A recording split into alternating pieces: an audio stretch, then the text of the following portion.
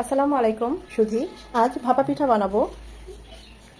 ভাপা পিঠা বানাতে জানে না বা খায় নাই এমন পার্সন নেই বললেই চলে। তো আমি তো আমার মতো করেই বানালাম। দেখতে বেশ ভালোই লোভনীয় হয়েছে। দেখতে যতটা লোভনীয় হয়েছে খেতে কিন্তু তার চেয়ে অনেক বেশি ভালো হয়েছে।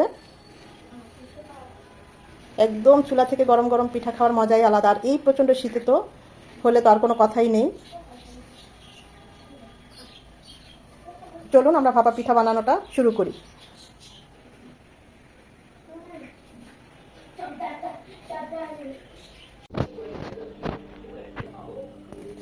পিঠা বানাবো। চাল ভিজিয়ে রেখেছি, এটা সেদ্ধ চাল। আমরা এখানে নাজিসের চাল দিয়ে আমি ভাত খাই, ভাতের চালটাই ভিজিয়েছি। এই পিঠা দিয়ে পাটিসাপটা পিঠা বানাবো আর ভাপা পিঠা বানাবো। এই চাল দিয়ে চালটা 1 থেকে 1.5 ঘন্টা ভিজিয়ে তারপরে দোকানে যেয়ে ভাঙিয়ে নিয়ে আসবো। এই ভেজানো চালটা গুঁড়ো করে সেই গুঁড়ি দিয়ে পাটিসাপটা পিঠাটা খুব ভালো হয়, ভাপা পিঠাটাও ভালো হয়। একদম ফ্রেশ ভেজানো চাল শুকনো গুঁড়ি দিয়ে। আর দোকানের যে কেনা বা একদম শুকনা গুঁড়ির চাল, ওটা দিয়ে পাটিসাপটা পিঠাটা দেখবেন ওঠে না। এরকম চালটা ভিজিয়ে নিলে যে গুঁড়িটা করা হয় সেটা কিন্তু একদম লেগে থাকে না, উঠে যায়। যারা একদম নতুন তাদেরকে বলছি, ভেজানো গুঁড়ো চাল দিয়ে পাটিসাপটা পিঠাটা বানাবেন, দেখবেন কড়াইয়ের নিচে লেগে যাবে না। কিন্তু একদম শুকনো গুঁড়ো চাল দিয়ে কখনোই পাটিসাপটা পিঠা হয় না, খুব একটা নিচে লেগে যাবে, একটু হলেও লেগে যাবে। এটা আপনারা বানিয়ে ট্রাই করে নিতে পারেন। তাই চালটা ভিজিয়ে রেখেছি, এটা এখন দোকান থেকে ভাঙিয়ে নিয়ে আসবো, গুঁড়ো করে নিয়ে আসবো। চালের গুঁড়ি করিয়ে নিয়েছি, এখন এগুলো চেলে নেওয়ার পালা। ভাপা পিঠা বানানোর এটা প্রথম স্টেপ। এটা চেলে নিতেই হবে, তাহলে একটা স্মুথি ভাপা পিঠা পাবো আমরা। এটা চেলে আবার লবণ আর পানি দিয়ে আরেকটু মেখে তারপরে আরেকবার একটু চালতে হবে। এই স্টেপটা একদম মিস করা যাবে না, স্কিপ করবেন না।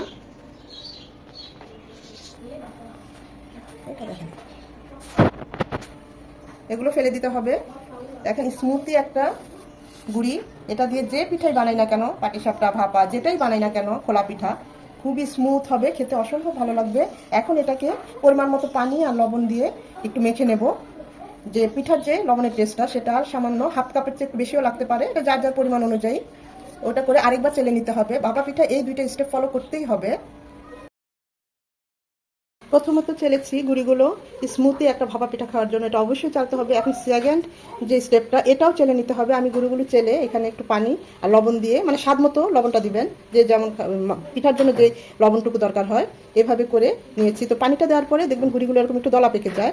এখন এগুলো আবার চেলে নিতে হবে। এই দুইটা স্টেপই খুবই গুরুত্বপূর্ণ ভাপা পিঠার, নতুবা একদম সহজ।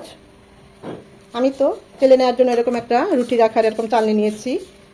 বাজারে বেতের চালনি বা স্টিলের চালনিও পাওয়া যায়, যে যেটা ইউজ করে করলেই হবে। একটা অল্প অল্প করে নেব আর এভাবে চেলে নিব। তখন গুঁড়িগুলো একদম এই দলাটা থাকবে না, দলা পাকানোটা থাকবে না। চালার পর একদম মসৃণ একটা গুঁড়ি হয়ে যাবে।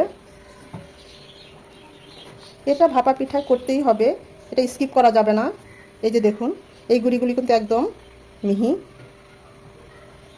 এভাবে করে সবগুলো গুঁড়ি আমি চেলে নেব।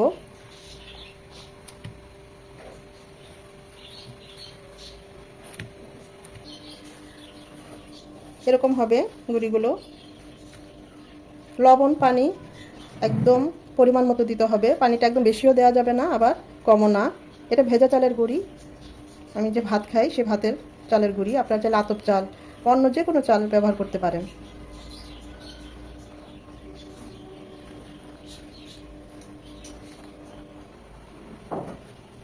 সব কিছু রেডি।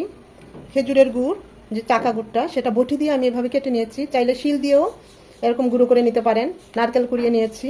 এখন পিঠাটা কিভাবে আমি বানাবো, ভাপা পিঠা বানাতে পারে না এমন কেউ নেই, সেটাই দিয়ে দিচ্ছি। একটু বেশি করে গুড় দেই। আমরা যখন ছোটোবেলায় ভাপা পিঠা বানাতো, করতাম কি, ভাপা পিঠার সাইডের যে সাদা অংশটা সেটা খেতাম না, শুধুমাত্র এই গুড়ের অংশটুকুই খেতাম। তো সেই জন্য এখনও ওইভাবেই খাই। একটু গুড় নারকেল একটু বেশি না দিলেই না, বাচ্চারা ওইটাই পছন্দ করে। প্রচুর পরিমাণে নারকেল দিয়েছি, তার উপর দিয়ে আবার একটু গুঁড়ি ছিটিয়ে দিলাম। খুব বেশি না, আলদোভাবে, জাস্ট একদম নতুন যারা রাঁধুনি এদেরকে বলছি, একদম আলদোভাবে এভাবে শেপ করে নিতে হবে। কোনো রকমের চাপাচাপি করা চলবে না। আগেই হাঁড়িতে পানি বসিয়ে রেখেছি যেন ভাপটা উঠে যায়। যে পর্যায়ে ভাপটা এরকম উঠে যাবে তখনই আমাদের পিঠা বানানো শুরু। আমি একটা ফ্রেশ শুকনো এরকম একটা রুমালের মতো ওড়না কেটে নিয়েছি। এখন এইভাবে আলদোভাবে ঢেকে চুলার আঁচ এই পর্যায়ে একদম লোতে রাখবেন, তা না হলে গরম ভাবটা কিন্তু হাতে লাগবে। এভাবে জাস্ট দিয়ে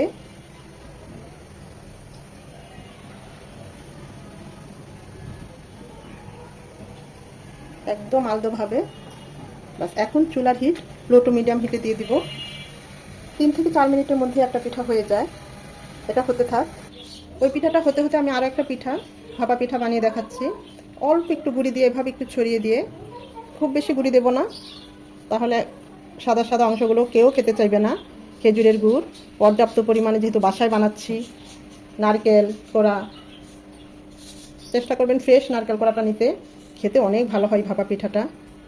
ফ্রেশ নারকেল গুঁড়া, ফ্রেশ চালের গুঁড়ি একদম ভাঙিয়ে সাথে সাথে ওইটা দিয়ে পিঠাটা বানালে এতটাই স্মুথ আর খেতে ভালো লাগে আর বলার মতন। আর যদি হয় ভালো 1 নম্বরের খেজুরের গুড়, তখন তো আর কোনো কথাই নেই। আমাদের আরও একটা পিঠা বানানো শেষ, ওই পিঠাটা নামিয়ে তখন এটা আবার বসিয়ে দেবো। পিঠাটা নামানোর সময় তখন আবারও চুলাটা একদম লোতে রাখবেন, তা না হলে কিন্তু ভাত খুব হাতে লাগে। আমরা তো গুড় বেশি দিয়েছি, নারকেল বেশি দিয়েছি, তাই দেখুন নারকেলটা বের হয়ে যাচ্ছে। গুড়টা আর একটু কম দিলে এভাবে ফাটতো না। আরও একভাবে পিঠা ফেটে যায়, সেটা যদি আমরা যে চালটা গুঁড়িটা পানি দিয়ে ইয়ে করে নিয়েছি, সেটার পানির পরিমাণটা যদি কম হয়, সেক্ষেত্রেও কিন্তু ভাপা পিঠাটা ফেটে যায়। তাই ওই পানিটা খুব ভালোভাবে বুঝে দিতে হয়, খুব বেশিও না কমও না। একটা পিঠা বানিয়ে দেখবেন, 1-2বার বানালেই বুঝতে পারবেন। এখন আবার চুলার হিটটা বাড়িয়ে দেব। এভাবে সবগুলো ভাপা পিঠা বানিয়ে নেব। পিঠাটা দিয়ে আরেকটা পিঠা সাথে সাথে বানিয়ে রাখবেন, তখন দেখবেন হাতের কাজটা খুব তাড়াতাড়ি সহজ হয়। সব সেদ্ধ হয়ে গিয়েছে।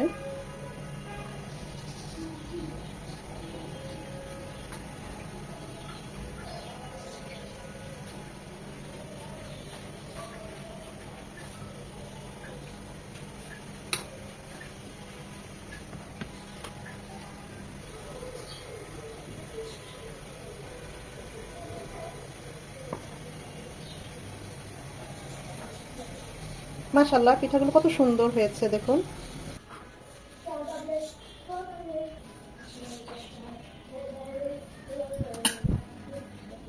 এই প্রচণ্ড শীতে এই গরম গরম ভাপা পিঠা একদম জমে যাবে। 2-1টা একটু ফেটে গিয়েছে, এগুলো ফেটেছে অতিরিক্ত নারিকেল আর গুড় দেওয়াতে, বাকিগুলো একদম ঠিক আছে। আশা করি ভিডিওটা ভালো লেগেছে। ভালো লেগে থাকলে লাইক কমেন্ট শেয়ার করে দিবেন। চুলা থেকে এরকম গরম গরম ভাপা পিঠা খাওয়ার মজাই আলাদা। এই পিঠাগুলো অতিরিক্ত গুড় হওয়াতে একটু ফেটে ফেটে গিয়েছে। এখান থেকে আমি আপনাদের একটা ভেঙে দেখাই পিঠার ভেতরটা কতটা জুসি এবং কতটা গুড় এবং নারিকেল হয়েছে। এরকমই খাই আমরা বাসায়, এরকমই খাই। নারকেল আর গুড়ে একদম ভরপুর, অসম্ভব লোভনীয়, খেতে এর চেয়েও বেশি মজা যতটা দেখতে।